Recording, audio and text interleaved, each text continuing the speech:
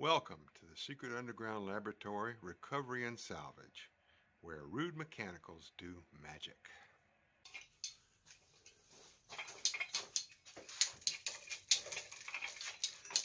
Hello, I'm Bronze Age, Director of the Secret Underground Laboratory Recovery and Salvage. And we're at the lighting bench today, where we're going to clean up a real classic. Now this design with the double curved arms, the glass bobiches, the glass trunk, goes back hundreds of years. There would have been candles on a chandelier very much like this. Later on, they actually had gas chandeliers where the gas would travel through these hollow arms up to the gas jet right here. And that hollow arm made it especially easy when they decided they wanted electric ones, because you could run a wire through it up to this socket. And they come in various sizes, various finishes, but the basic idea of this little skirt of crystals around the bobiche on the end of an arm, that's your basic crystal chandelier. Now the first thing I do before I start to work on something like this is I put a mat down on the floor so that if any of these crystals, or God forbid this one of these bobiches, slips out of my hands, I've got a pretty good chance that it's not going to get broken. Now this chandelier hung in a vacant house for the past 20 to 30 years, and before that there was plenty of cigarette smoke in the house. So the first thing we're going to do, take it completely apart, soak all this stuff in some ammonia water, take them out and scrub them, and then we'll start the process of putting it back together in the rewiring.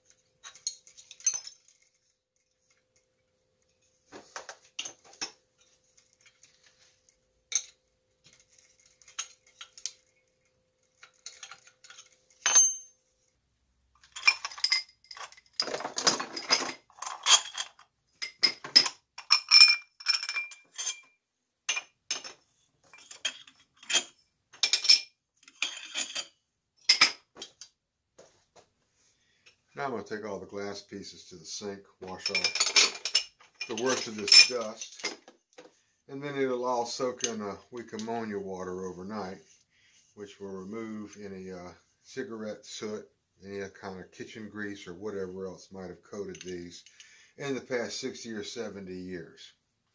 So that'll be all for tomorrow. Then we can begin to rewire it. Everything is nice and clean and shiny. And it's time to start thinking about how we're going to put this back together. First thing we're going to do is hang the pipe itself upside down.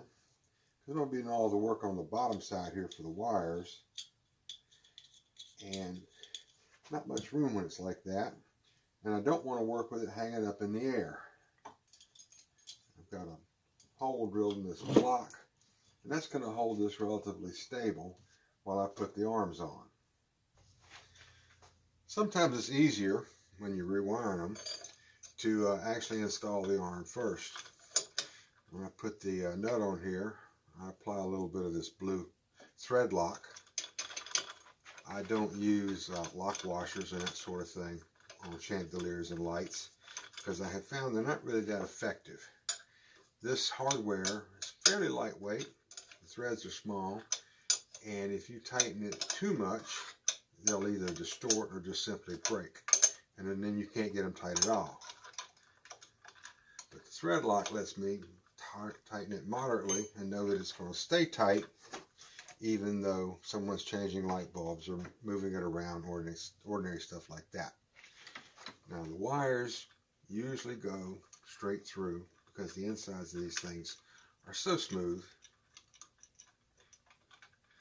And if it doesn't, it's going to get snagged at this thimble here at the end. And I can work it with this little wire pick so that it just pops right up. Now, the length of the wire, very important. It's right here.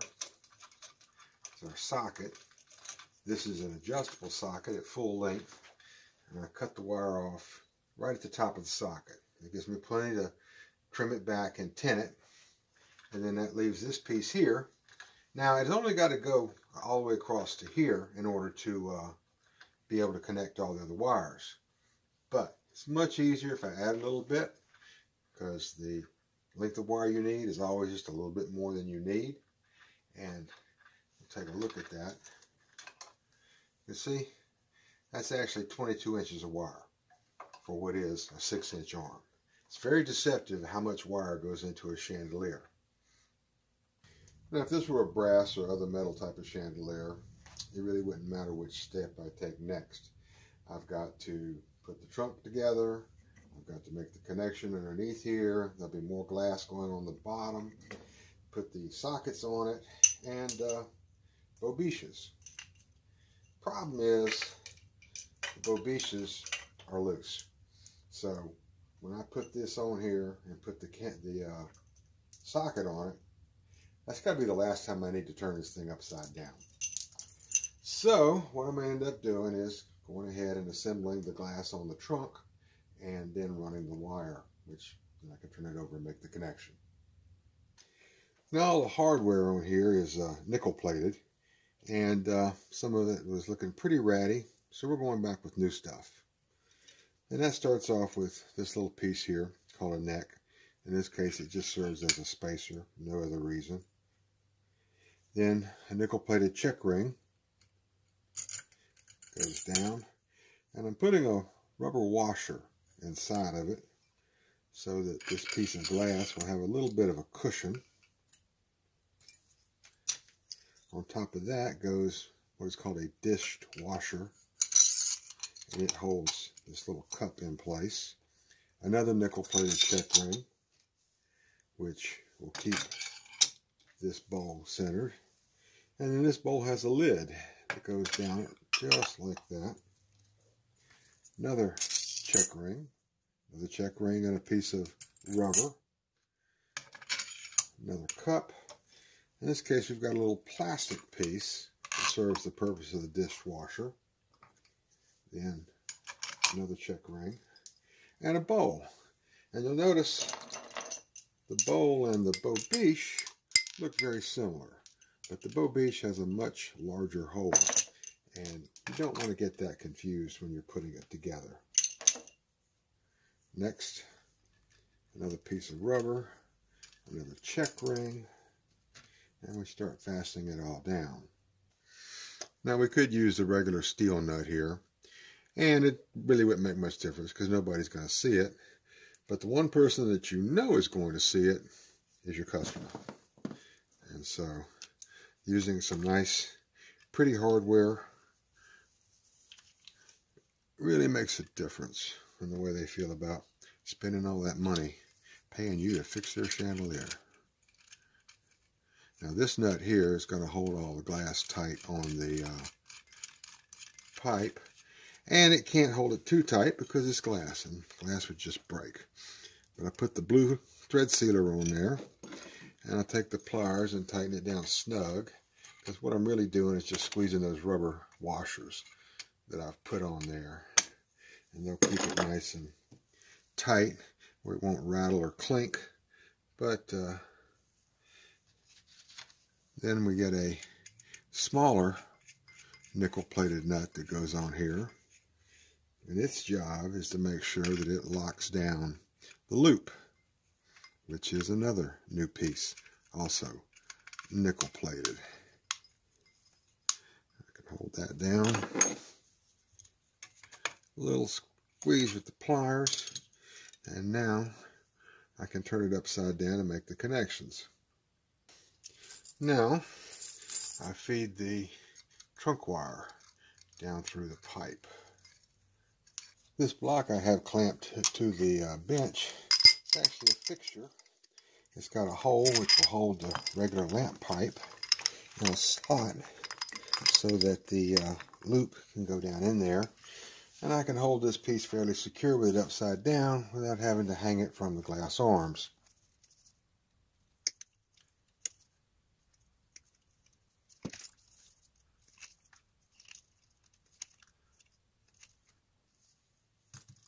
Now every video I make about rewiring a lamp or any other kind of light, I have to include the same sermon.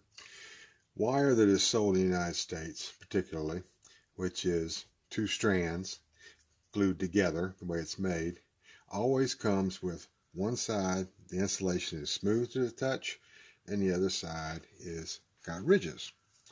And what that is for is so that you can get all the wires correctly in the right orientation.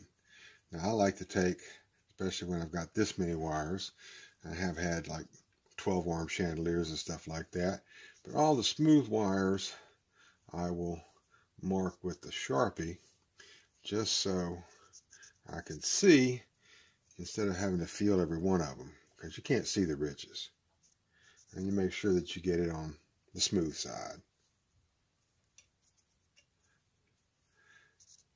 And I get them all together, including the one I just put down the middle of the pipe.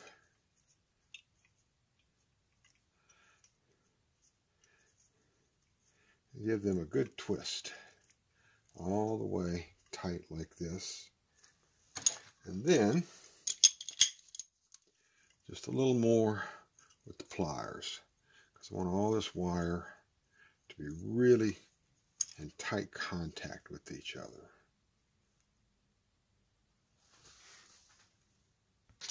Now in the Secret Underground Laboratory, all electrical connections are soldered.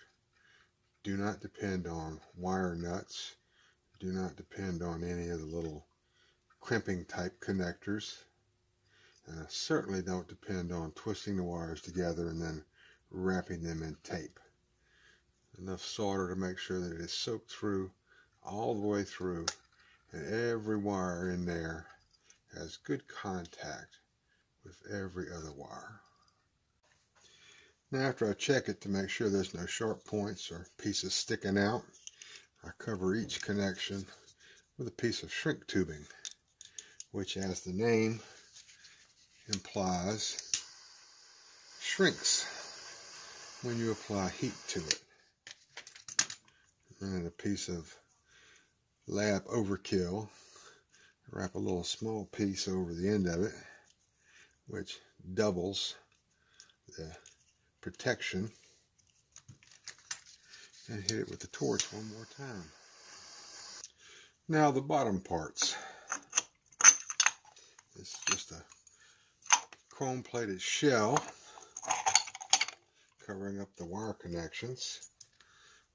Another cup, the check ring, and our bottom piece, which I always call the menial, goes at the bottom.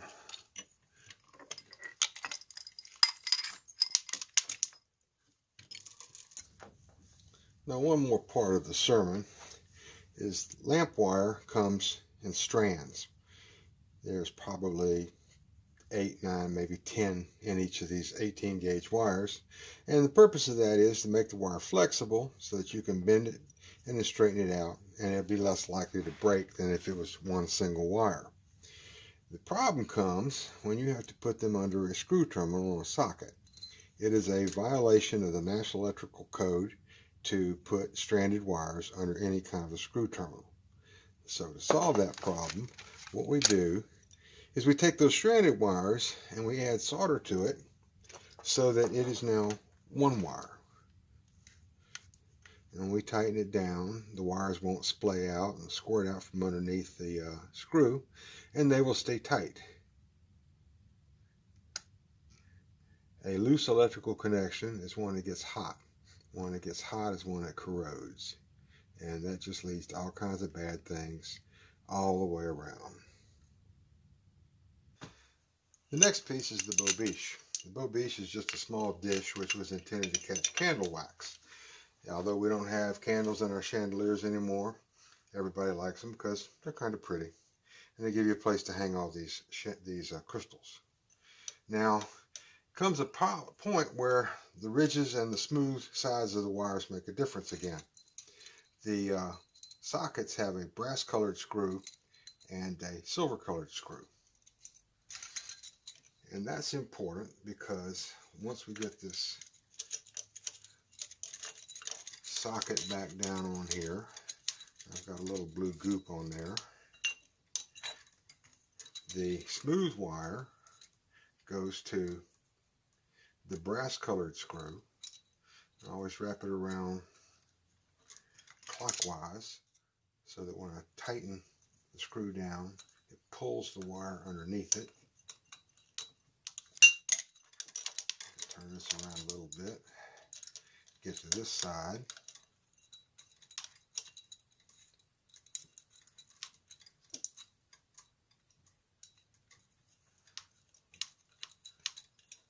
And the wire with the ridges goes underneath the silver screw.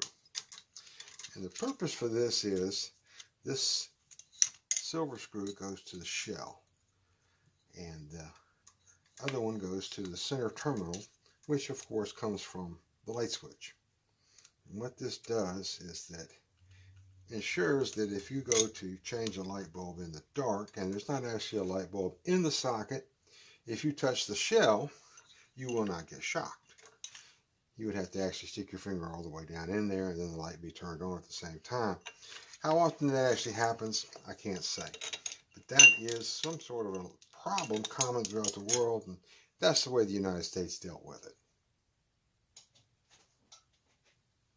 This is Bronze Age, Director of the Secret Underground Laboratory Recovery and Salvage, and thank you for sitting through this video where we cleaned up this classic chandelier. I'd appreciate it if you would click the like button, subscribe if you haven't already, and we'll see you again next week. Again, thank you so much.